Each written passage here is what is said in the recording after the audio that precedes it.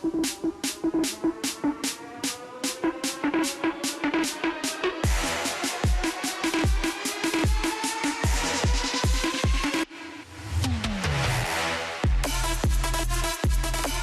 right, so cricket is where we begin today on the SportsMax Zone.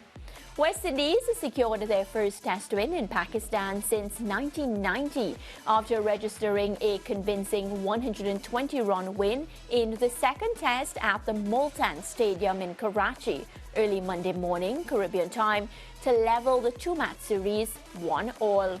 Well, Pakistan resumed day 3 on 76 for 4, needing a further 178 runs to win, but got off to a horrible start, losing their overnight batsmen Saur Shakil and Kashif Ali within the first 2 overs of the day. West Indies spin bowlers did not relent as they wrapped up the contest just over an hour into the day as the Pakistanis were dismissed for 133. Jomel Warrikan claimed 5 for 27 from 16 overs to finish the series with 19 wickets, the most by a visiting spinner against Pakistan in a 2-test campaign. Kevin Sinclair picked up 3 for 61, while Gurukesh Moti had 2 for 35, as West Indies spinners claimed all 10 Pakistani wickets. Well, speaking after the match, West Indies skipper Craig Brathwaite credited his players for being brave. I'm very proud of how we went about this game. Obviously, winning the toss was a plus as well. And I think Warrikan and Moti in the first innings with the bat, really set up the game for us. So yeah, it's very proud of this team. Both test matches, the pitch was tough to bat on. And we knew that. So, as I said, they just wanted us to be brave, to do whatever plans we have to go there and execute them as good as possible, because regardless of what, there will be a ball with your name on it on this pitch. It was a difficult pitch to bat on, so it was good to see the confidence we went about doing it, and as I said, very proud of this team. Very important win for us. It just shows that we can get it done in any conditions once we believe and always have a plan. But it was good. It's right up there with some amazing test wins. Because coming here, playing here in Pakistan is never easy to win a test match, so when coming out with a win is fantastic, very, very, very proud of this team.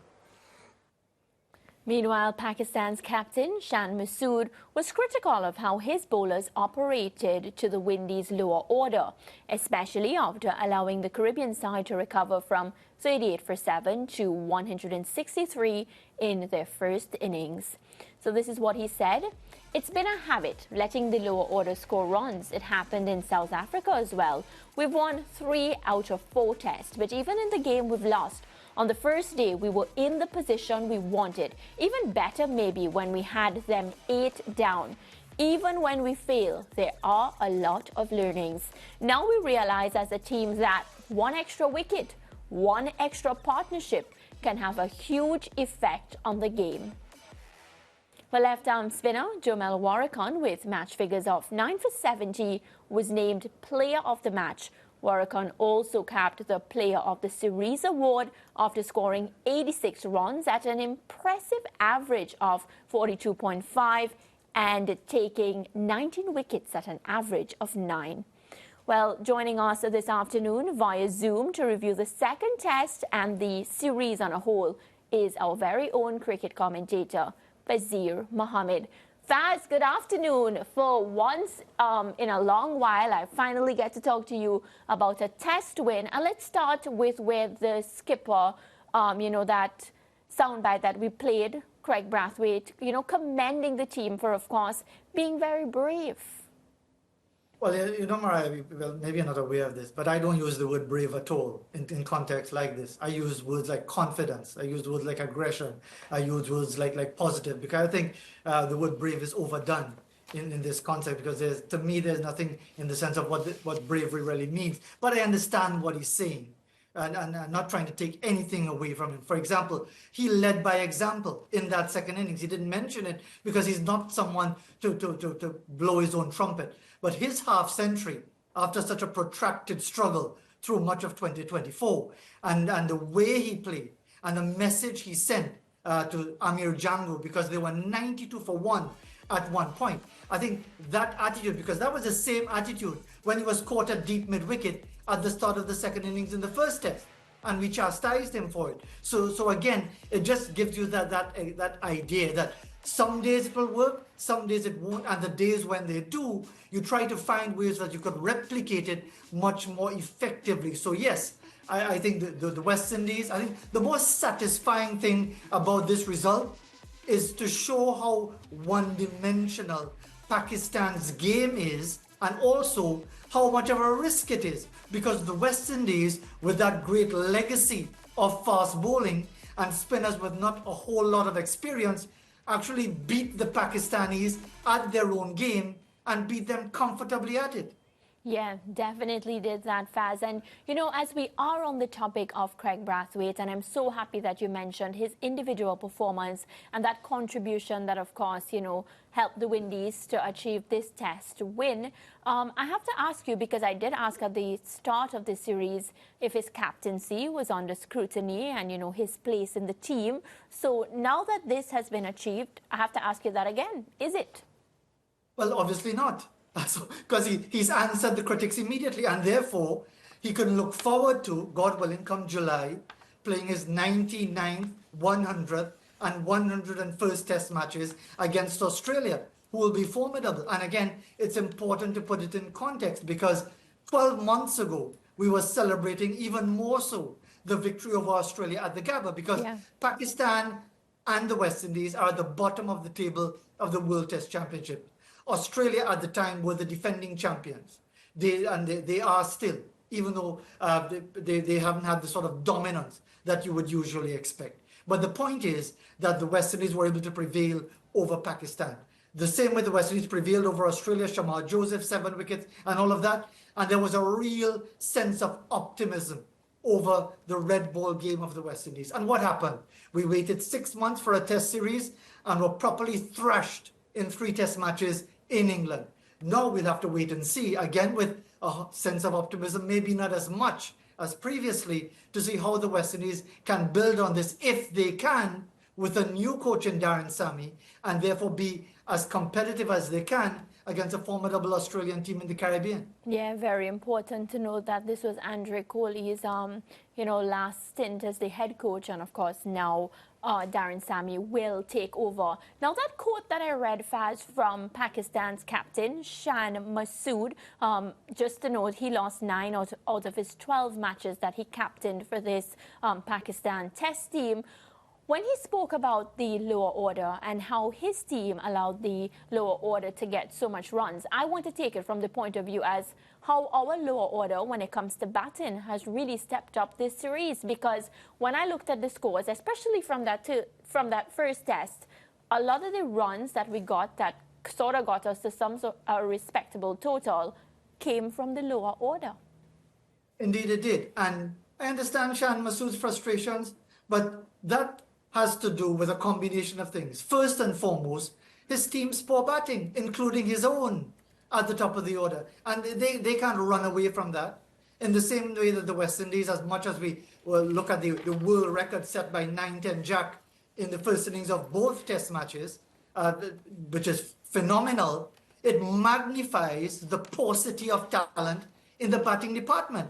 And you're not going to win too many test matches with that sort of upside down batting lineup. Some will say, well, okay, throw those 3 to the top. You know what is going to happen. This is the reality. Yes, credit to Warwick, to Moti, to Jaden Seals in the first test, Kemar Roach in the second test. But it should not be that they are required to do this so regularly, but because the batting must sort itself out, must be sorted out. There must be a level of confidence and quality in the batting lineup. You can't be relying on 9-10 Jack to save you every time, even though when we look at the numbers, probably over the last 6 or 7 years, the West Indies lower order has been far more productive than the top order.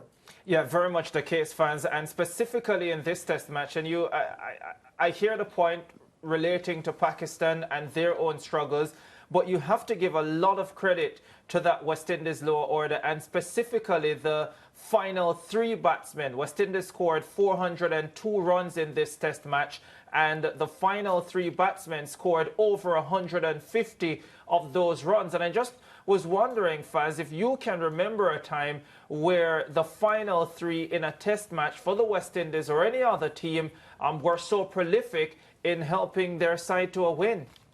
No, I can't. I can't recall that. I could recall occasions when 9, 10, 11 produced more runs, even more than this, much more.